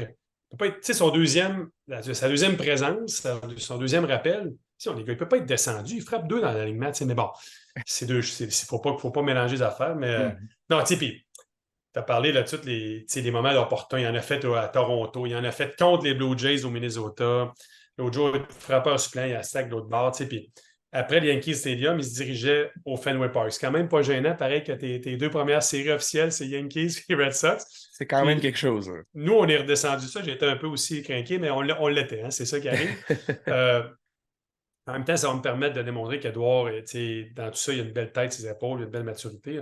Évidemment, là, tout le monde revient à bon port après le séjour à New York. C'est la fin de la vie de rêve. Là. Puis, il était à Boston, donc ses parents sont venus et sont partis. Puis là, moi, j'avais mon petit gars qui voit quelques fois par année Edouard s'entraîne. Une journée de tempête, supposons, on se rejoint au dôme, puis il est gentil, il prend le temps de se lancer avec, puis tout ça. Donc, il s'est créé un petit lien. Mon fils s'appelle Julien, donc un autre petit lien qui ouvre. Fait que là, mais bref, il est là-bas, puis il vit le rêve, lui aussi, à travers les vidéos que je fais, puis les appels qu'on fait, puis les FaceTime. Mais tu sais, on le sent un peu, oh, j'aurais aimé ça, vivre ça. Ben, je ne peux pas le traîner 5 jours sans savoir où est-ce que je m'en allais, puis quand j'allais revenir. Puis Mhm. là, ils sont à Boston. Il y a un match de jour, le jeudi. On se doute que ça va finir son rappel. La merde, je pars le mardi, le jeudi matin, je vais chercher à l'école. On part, on arrive à 1 heure pour la game, quelques minutes avant le match. Puis Edouard aura fait un circuit au Fenway Park. Puis on était là. Je l'ai moins publicité un peu celle-là, mais j'étais là lorsqu'il a fait. C'était RDS en plus d'ailleurs, Mark Griffin. Mais il a frappé un circuit au Fenway Park. Ça fait des beaux checks, dans sa liste d'accomplissements. Puis il en veut plus, hein, c'est sûr qu'il est content, mais il en veut plus, mais là, il prouve encore. Mais tu sais, il sait dans sa tête que Kapolenko va revenir peut-être que, mais en même temps, il commence à prouver à tout le monde qu'il est capable. Et est-ce que en fait, oui, tu gardes un contact avec Édouard dernièrement. Est-ce que tu as eu la chance de jaser avec lui dans les derniers jours avec toutes les grosses performances qu'il y a eu? Tu mentionnais qu'il était conscient que ça se peut que ça arrive. Est-ce que c'est quelque chose qui joue avec sa conscience de dire ça peut peut-être affecter ses performances parce qu'il sait que son retour risque d'arriver prochainement? Est-ce que tu sais un peu son état Ouais. d'esprit avec ça? Je discute avec lui. Je fais attention parce que j'ai l'impression qu'il y a beaucoup de monde. Fait que je fais attention de. À chaque jour, j'aimerais ça l'apparition au bâton comme je peux faire à d'autres, mais je fais attention parce que là, à un moment donné, c'est rendu big, c'est mon affaire. Là, donc, Mhm. il y a son focus c'est de jouer au baseball. Donc, une fois de temps en temps, là, je lui texte, puis il me répond, puis c'est bien correct. Fait que je fais attention. Mais oui, effectivement, récemment. Moi, j'en revenais pas de son circuit qu'il a fait hier, qu'il a fait le dimanche contre Baltimore. Euh, la balle est à peu près extérieure, basse, sur une balle à effet qui réussit à catapulter au champ opposé à 409 pieds. Fait que là, j'ai dit, j'ai pas dit comment t'as fait ça, mais j'ai dit, wow, ça finit bien. En même temps, c'est un petit plug, wow, ton circuit, ça finit bien. Tu montres que tu n'es pas là pour niaiser. Puis il dit, oh, effectivement, ça finit bien. Puis on va voir. Il le sait, là, il sait un peu, il sait pas s'il va descendre ou non, mais Mhm. ça doit jouer dans la tête. Mais Edouard, comme je te dis, pour être rendu là, il faut que tu sois tellement fort là, fait que c'est pas ça. Rendu là, c'est pas ça qui va t'atteindre. Tu es tellement. Je te dis pas qu'il est inatteignable, Edouard, là, mais il faut tellement que tu sois fort mentalement. Donc, si tu t'arrêtes à ça, puis regarder la statistique du gars, puis l'Edouard, il joue pas souvent contre les gauchers, puis les Twins sont des maniaques des statistiques avancées. Donc, des fois, il va jouer première apparition au bâton, changement de lanceur, il débarque au contraire. Donc, comment tu vas virer fou? Je Mhm. pense qu'il est vraiment concentré à ses affaires. Puis la preuve, ben, il fait ça à chaque fois. Il prend des petits pas à chaque fois dans sa carrière à date. Et ça me fait une question liée, en fait, qui est assez intéressante parce que le dernier sujet que je veux discuter avec toi, c'est le passage à titre de recruteur que tu as eu avec Oui, les Brewers de oui. Milwaukee, mais un peu une question liée avec ça. C'est toi, à titre de je vais nommer ça comme professionnel, parce que techniquement, tu es un Ouais, professionnel du baseball. Tu suis tu travailles là-dedans depuis 20 ans et plus maintenant. Tu ouais. es recruteur, coach, joueur. Tu suis le baseball, tu sais comment le jeu du baseball fonctionne. Toi, quand tu regardes ça d'une vision extérieure, qu'est-ce que tu crois qui pourrait arriver à Edouard quand que Polenko va être correct, va revenir, ou le joueur qui est blessé? J'ai pas réussi à. Je sais pas exactement si c'est Polenko qui est blessé Ouais, c'est pas présentement. l'inco. Ouais. Ah, bon, on va pouvoir confirmer ça. Donc, toi, comme vision extérieure, crois-tu que l'équipe va le redescendre? Penses-tu que c'est le move qu'ils vont faire ou ils vont lui laisser une chance? Qu'est-ce que tu en penses? J'ai peur que ça soit le move. Un des problèmes là-dedans, c'est que un de leurs joueurs étoiles, c'est Buxton, qui devrait être le chanceur de partant. On prend une décision de le faire jouer frappeur désigné cette année pour éviter les blessures, puisqu'il est souvent blessé. Donc, il pourrait avoir quand je mets mes lunettes rouges, je me dis qu'avec Polenko qui est souvent blessé, avec Buxton qui est souvent blessé, et Edouard qui est dans le mix, que tu ne peux pas sortir d'alignement. Il peut y avoir une rotation, les trois avec un peu de frappeur désigné, un peu de deuxième but. Buxton, il va dans le champ ensemble. Gaucher, OK, c'est bon, on lui donne un congé. Donc, il peut y avoir cette rotation-là. Mais malheureusement, ça peut arriver, ça, cette situation-là. Il y a aussi, on n'est pas encore rendu là, mais il y a aussi un maximum de jours, de journées, de matchs ou de jours dans le baseball majeur qu'Edouard peut faire. Si les Twins ne veulent pas que ça compte comme une saison, c'est 130. Donc, s'il fait 131 jours dans le baseball majeur, son année va compter comme une année d'éligibilité. Donc, ça veut dire qu'à place d'être autonome, on parle d'Edouard, mais exemple Guerrero, supposons à place d'être autonome dans 5 ans, puis d'avoir le contrat de 300 millions en 5 ans, bien, ça serait dans 6 ans. Donc, ça peut arriver aussi. Mais là, à date, il est correct parce qu'il a quand même joué quand même souvent dans le 3. Là, donc, mais ça fait partie des décisions. Mais tu ne donnes pas d'entrée de jeu. Polanco, c'est un gars qui gagne 13 millions, tout ça. La bonne nouvelle, c'est que c'est sa dernière contrat. L'année prochaine, l'option est aux Twins. Donc, tu as t'as le gars à 13 millions qui est souvent blessé ou le gars qui est aussi bon que lui, sinon meilleur, au salaire minimum. Tu peux mettre de l'argent ailleurs. Fait que, je pense que dans le futur, la réponse, on l'a. Est-ce qu'il peut faire un peu la navette une fois encore avec le 3? Peut-être. Mais je pense qu'il ne sera pas affecté de ça, puis il va continuer à faire ses petites choses. Je pense juste que quand tu reviens 3, on l'a vu la première fois qu'il est revenu 3, là, c'est sûr que là, tu vis l'émotion maximum, la vie. C'est sûr qu'il y a eu quelques matchs d'adaptation, puis c'est rattrapé tout de suite. Son deuxième. C'est la deuxième fois qu'il est redescendu, il a tout de suite performé. Donc, peut-être qu'il peut avoir un petit down, comme on dit au niveau baseball, mais encore une fois, quand tu es rendu là, tu es tellement fort mentalement que c'est pas ça qui va l'arrêter. Puis, c'est incroyable. Mais ce serait normal aussi qu'il y ait un certain down, parce que ça fait un mois qu'il est dans la Ligue majeure, qu'il a une vie complètement différente, puis là, il va Ouais, revenir dans le 3, puis c'est pas la même ouais, réalité. ouais, Donc, ça serait tout à fait normal. ouais, Et comme je le disais tantôt, tu as été recruteur pour les ouais. Brewers de Milwaukee. À quel moment tu as reçu l'offre, la possibilité de dire tu vas devenir recruteur pour le Québec, pour notre organisation? À quel moment c'est arrivé? Alors, dans mes premières années, il y a un dépisteur des Rays de Tampa Bay. Dans mes premières années de sport-études, il y a un dépisteur des Rays de Tampa Bay qui est comme le gars au Canada qui appelle André Lachance, qui est à Baseball Canada, justement, puis que je connais un petit peu, puis qui dit t'aurais-tu quelqu'un au Québec là, qui serait prêt à faire ça bénévole? Là? Puis fait que André, tout de suite passé à moi, trouvait que ça pourrait être bon pour mon CV, puis je venais de commencer ma carrière de sport-études. Donc, j'étais avec les Rays une année ou deux, puis ce même gars-là est engagé à temps plein avec les Brewers. Et là, les Brewers lui permettaient d'avoir des dépisteurs payés. Évidemment, c'était petit salaire juste de sideline, mais ça a toujours été cute.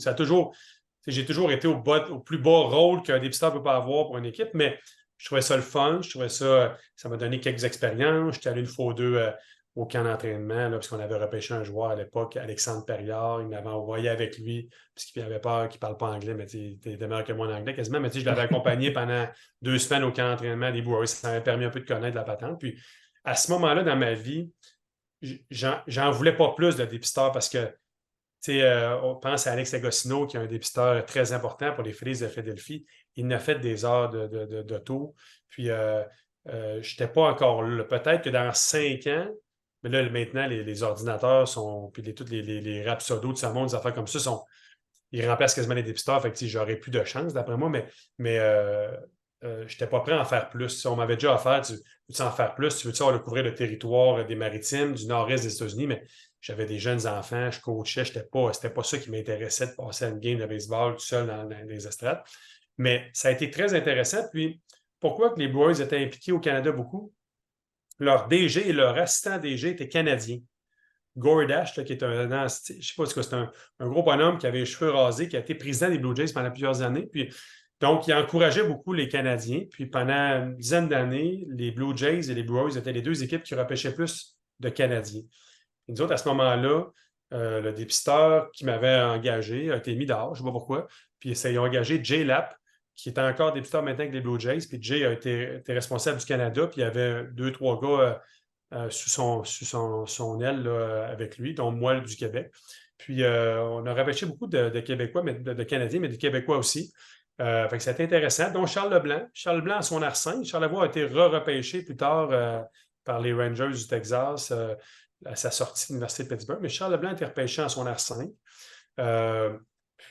Donc c'est ça. Donc c'est un rôle. Le rôle, là, il savait qu'il n'y avait pas besoin de payer un gars à temps plein au gros salaire, puisqu'il savait que j'étais dans le milieu du baseball. Il veut juste s'assurer ton rôle, toi. On ne veut pas qu'il y ait un Québécois qui ait été repêché par une autre équipe et que tu n'as pas parlé. Donc, il y avait quelques événements par année. Mon travail de sport-études ou de coach m'amenait à être sur les terrains, donc connaître quand même bien les joueurs. Donc, ça a été ça pendant quelques années. Ça a été vraiment intéressant. Je me rappellerai toujours, j'ai conté à un de mes amis l'anecdote, lorsque le premier joueur repêché, qui est Alexandre Perriard, lui, il jouait pour les Ailes du Québec à ce moment-là. Il attendait qu'il finisse sa saison avec les Ailes du Québec. Il attendait que la fin du championnat canadien. Il était en finale. Donc, les dépisteurs des Brewers étaient là lors du championnat canadien. Ils l'ont évalué tout le tournoi. Ils m'avaient fait venir, c'était à Thunder Bay, je ne me trompe pas, pour aider aux négociations, faire un peu le tampon entre la famille puis les Brewers, puis tout ça. Mais bref, les Ailes gagnent la finale en soirée. Entre minuit et 5 heures du matin. C'est une histoire de lancer compte. Entre minuit et 5 heures, il y a les négociations. Puis là, ça joue coup de téléphone. Il y a une chambre pour les périeurs, il y a une chambre pour les Brewers. Puis là, ça s'appelle. Puis il y a entre les deux. Puis là, ils se promènent. Moi, je me promène. Puis là, moi, je pense que c'est correct. Je pense que vous devriez. Ouais, puis, écoute, ça a été comme lancer compte. Mais bref, Périard a joué là pendant plusieurs années. Ça a été intéressant. Il a joué jusqu'au niveau 2A quand même. Puis bon, lors de la pandémie, il y a beaucoup de dépisteurs qui ont comme un peu perdu leur emploi. Le baseball majeur, le commissaire avait permis aux équipes de diminuer un peu leur masse salariale, de tout ça pour évidemment arriver vu qu'il n'y avait plus de revenus.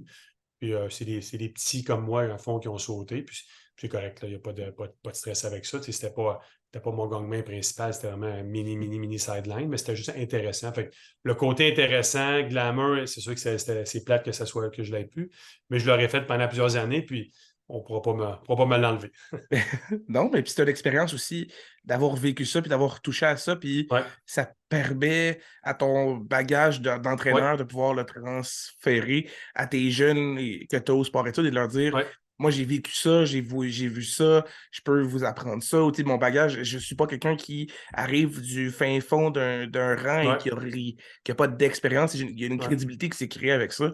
Je trouve que c'est excellent. Puis aussi, on le sent que depuis tantôt, tu me parles de baseball, puis on le sent que tu es passionné, puis que tu aimes ça, puis que tu te donnes pour les gens à travers tout le programme des Canadiens. Fait que ça, c'est super beau à voir, puis je trouve ça excellent, puis c'est ce qu'on a besoin pour réussir à faire grossir le baseball. Puis c'est un peu l'objectif du podcast que je fais en ce moment. L'objectif, on veut faire grandir le baseball, on veut que les gens connaissent ça, puis connaissent les histoires d'un passionné comme toi dans le baseball, parce que c'est pas tout le monde qui sait tout le parcours que tu viens de nous ouais. expliquer là aujourd'hui, là. Fait que ça, c'est un grand plaisir, Jean-Philippe Roy, d'avoir eu la chance de te parler aujourd'hui. Et dernière question, je pense qu'on est dans le moment du repêchage. Et je sais même pas, est-ce que tu as un joueur présentement listé Ouais. dans le On en repêchage? a deux présentement. Puis avant de parler de ça, ben, merci. Je le dirai à la fin tantôt. Mais oui, présentement, c'est le repêchage, effectivement, la journée 2 et 3. Il y a deux joueurs là, qui ont des fortes chances. Évidemment, tu sais, les gars se font dire, c'est des gars qui sont dans les collèges américains, Louis-Philippe Langevin et Pierre-Olivier Boucher. Pierre-Olivier Boucher, il croyait à être repêché l'an passé, il n'a pas été. Il y a une saison l'an passé, il a frappé 6 circuits, cette année 16. Il est confiant, il se fait dire par plein de monde, les coachs et des pisteurs qui pourraient peut-être se faire repêcher. Puis lui a fini ses universités, là, son université dans l'NCAA. Donc, le plan B, si jamais il ne se faisait pas repêcher, il pourrait peut-être signer autonome. Donc, des fois, les équipes ne gaspillent pas de choix pour un gars qui a moins d'options. Donc, hey, on ne te repêche pas, mais une minute après que le repêchage, tu prends ton téléphone, tu signes un contrat, parfait, go. Donc, PO, ça pourrait arriver. Louis-Philippe Langevin, c'est un petit peu différent. C'est un gars qui vient de finir ses 2 années de junior college. Il a déjà signé dans la NCAA, donc il est en transition entre les deux. Il a joué dans un des top junior college aux États-Unis, Wabash College. Ils sont allés aux séries mondiales là-bas. Il était un des joueurs, des lanceurs importants. Il a été dans une ligue d'été qui vient de terminer. Là, je l'ai vu ce matin, mais il vient de terminer là, il y a quelques jours. La MLB Pre-Draft League. C'est quand même pas pire comme. Puis il a été élu sur l'équipe d'étoiles de cette ligue-là aussi, quand même. Là. Donc, fait que lui aussi est quand même confiant. C'est un gars qui lance du 92, 95 000 à l'heure avec du mouvement, une bonne courbe. Donc, lui, ce qui peut l'aider, c'est qu'il y a un petit peu de power, comme on dit, parce que l'équipe qui vont le repêcher, il va falloir qu'il négocie avec lui puis qu'il le convainque parce que LP a l'option d'aller d'aller dans l'NCA. Donc, ça donne un petit peu quand même de puissance par rapport à ça. Si jamais ça ne marchait pas ou qu'il se fait repêcher puis que l'offre monétaire n'est pas à ce qu'il veut, il s'en va à l'école, gradue, il y aura d'autres chances dans un an ou deux. Donc, tu sais, les deux ne sont pas mal pris, mais c'est deux belles histoires. Le petit P.O. Boucher, c'est un petit gars de la Beauce. À l'époque, il n'y avait pas de sport-études dans la Beauce. Il faisait la navette à tous les jours pour venir au sport-études.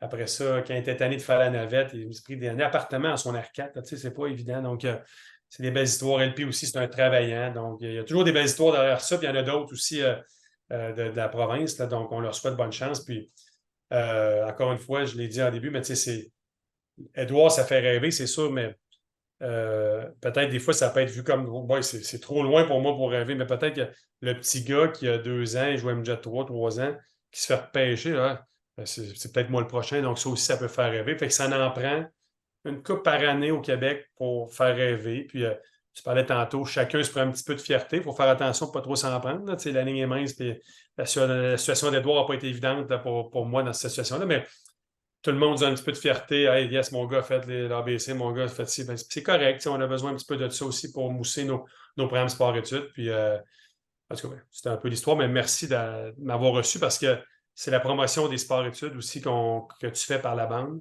Mhm. J'aime tellement ce qui se passe avec les sports-études au Québec. Il y a du bon monde. C'est une belle chose. C'est une richesse, les sports-études, parce que au Canada, ça n'existe pas, ça, les sports-études, tout sport confondu. Là. Donc, c'est juste au Québec que ça existe, ce système-là. Puis l'autre jour, là, je suis parti, mais l'autre jour, à un match midget 3, le ministre de l'Éducation, le ministre de Bernard Drinville, est venu voir un match, faire le lancer protocolaire, puis il était renseigné, évidemment, par son monde, mais tu sais, il était très fier de savoir que le sport-études, évidemment, il connaissait le sport-études, mais de voir que c'était Québec contre Trois-Rivières, puis que tous ces petits jeunes-là, ou presque, venaient du sport-études, puis qui faisaient la moitié de l'année, puis qui avaient de bons résultats, puis des bons comportements, puis ils étaient fiers d'avoir ça. C'est une richesse qu'on a, les sports-études au Québec. C'est une réussite. C'est taux de diplomation de quoi, 80, nous, c'est 100 en 23 ans, mais c'est peut-être la moyenne, c'est peut-être 97, là, donc c'est incroyable. Ben, c'est un peu l'objectif, en fait, du podcast en question. Premièrement, de savoir les histoires des joueurs qui Ouais, passent tout leur programme, tant dans les collèges américains que devenir coach, que de se rendre dans les ligues majeures. Tu sais, moi, j'ai eu Raphaël Pelletier dernièrement. ouais. J'essaie d'avoir Louis-Philippe Langevin prochainement. Oh, Je suis en OK, discussion avec lui. Justement, parfait. dû au fait des ligues qu'il y a eu Ouais, dernièrement, ça a comme ouais, réduit les choses. Dans les débuts où je lui parlais, c'est qu'il se dirigeait au World Series des collèges. Que c'est là qu'on disait, bon, on va voir après. Puis ouais, après, il y a eu d'autres choses. Mais c'est normal. ouais. On est dans la saison Les de gars sont l'été. superstitieux, hein, ils ne veulent pas trop en parler. Mais Ils c'est attendent que ça soit normal. fait, puis c'est correct. Là, mais C'est tout à fait j'espère que tu vas normal. le recevoir, ça va leur dire qu'il va s'être fait repêcher dans les prochaines heures. Je le souhaite honnêtement, j'aimerais Ouais, vraiment ça. Ça serait super cool de pouvoir parler avec lui, puis surtout de connaître la réalité de quelqu'un qui se fait repêcher, puis qu'est-ce qui s'en vient dans ces possibilités-là. Parce que lui, le plus proche que j'ai réussi à avoir l'explication, puis la continuité, c'est Nathan Landry, dernièrement, que j'ai eu en podcast, qui m'a expliqué un peu que en l'espace d'une semaine, il a dit j'ai été signé, ouais. j'ai été drafté, signé, rendu en Floride, puis j'étais déjà rendu dans la Rookie League, puis c'était Et parti. ça C'était va comme vite, tout là. un roulement fait. Ouais, Ça, c'est une autre chose que je trouve qu'il n'y a pas beaucoup de Québécois qui connaissent ça. assurément. les sports-études surtout, parce que Ouais, tous les sports-études, ton sport-études, lui à mon père à Sherbrooke, ouais, j'ai eu Pat Daou il n'y a pas longtemps, ouais, lui avec le programme Les Marquis, ils font tout un travail ouais, incroyable pour faire promouvoir les gens, le baseball tant féminin que masculin au ouais, Québec. Puis vous faites un travail incroyable, c'est important de le démontrer. Je trouve que c'est grâce à des discussions comme ça où on peut ouais, connaître la personne puis savoir le travail que vous avez fait, que ça permet aux gens de dire ben, c'est des passionnés, ils font des heures de fou, ça peut commencer très tôt le matin, ça se finit très tard. Pour avoir vu mon ouais. père le faire régulièrement, c'est des heures très, très longues, mais c'est tout, tu sais, c'est un travail reçu par après. Puis je pense que c'est là aussi quand tu as vu Edouard faire ses premiers coups sûrs que tu te dis, c'est tout un travail Ouais, qui se dirige. Puis là, on voit un de nos joueurs se rendre au niveau le plus haut qui peut ouais, exister dans le baseball. Puis il a réussi, puis il a bien performé. Fait ouais. que c'est juste de la reconnaissance, le fun à avoir pour le sport d'études. Effectivement, puis tu sais, puis ça me fait penser que la journée d'Edouard, là, quand je mettais plein de pauses, plein d'affaires de même, là, mais j'ai jamais eu autant de messages d'anciens joueurs, parents. C'est comme si on fait, hein, moi j'appartiens au même programme que le gars qui était à la TV. Tu sais, il y a comme une fierté plus fois deux qui s'est Mhm. introduit. C'est un peu ce qu'on tente de créer le sentiment d'appartenance avec les années, c'est pas toujours évident, mais puis de dire, hey, j'appartiens au même programme que ce gars-là. J'ai jamais eu autant de messages de bravo, félicitations, je suis fier de faire partie de ce programme-là, la même que cette journée-là. Fait que l'impact, pour moi, c'est le plus gros impact, c'est celle-là. Tu sais, puis de faire rêver les gens. Fait que ouais, c'est incroyable. Ben, merci Jean-Philippe Roy du Sport-études des Canadiens de Québec d'être venu au Monticule, de t'être prêté au jeu, d'avoir été aussi ouvert avec moi, de m'avoir tout expliqué ces expériences-là, ces anecdotes-là, parce que ça va nous aider à tous les gens au Québec de grandir et de toujours rêver, parce que comment on peut pas tomber en amour avec le baseball, hein? Quand on voit des gars comme Édouard Julien, des gars comme Louis-Philippe Langevin qui risquent d'être repêchés dans les prochaines heures, de réussir à faire tout ça et de nous démontrer que c'est possible que des gens du Québec puissent Ouais. atteindre des niveaux ou même leur niveau personnel, comme je disais tantôt, midget 3, junior Mhm. élite, les collèges américains, et on t'en souhaite surtout beaucoup de joueurs dans les prochaines années qui vont atteindre leurs grands objectifs, que ce soit midget 3, LBGEQ, le softball américain pour les filles, softball, même, je ne sais pas si aux États-Unis, il y a du softball garçon, s'il y en a, tu sais, toutes Moi, un les, petit peu moins, moi, c'est tu ça. sais, tous les niveaux que Ouais, les gens ont leurs objectifs, on te souhaite que ces gens-là réussissent leurs objectifs puis qu'ils viennent du sport-études des canonniers ou n'importe quel type de sport-études au Québec. On exact. veut que le baseball au Québec grandisse. Pour les gens qui ne me connaissent pas, je m'appelle Zach Langlois, je suis avec le podcast Le Monticule. Je fais ce travail-là et ce plaisir-là d'avoir des discussions avec des gens comme JP qui ont plusieurs histoires à nous apprendre et à nous faire rêver comme ça. Si vous voyez mes choses, partagez-la, aimez-la, donnez de la visibilité. On veut faire connaître le baseball au Québec et c'est par le Monticule qu'on fait ça. On se voit prochainement pour un autre épisode du Monticule. Ciao!